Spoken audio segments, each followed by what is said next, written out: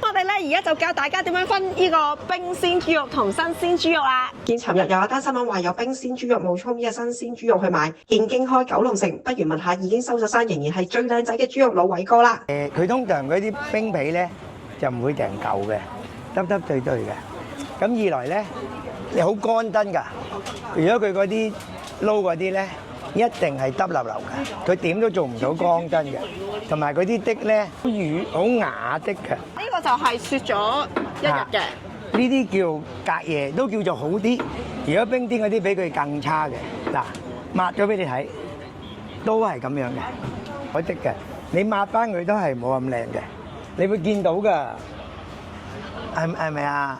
點都冇咁靚㗎。呢啲係咪好舒服啊？好乾得。第一，你個價錢合理啦。第二，最主要你幫襯開。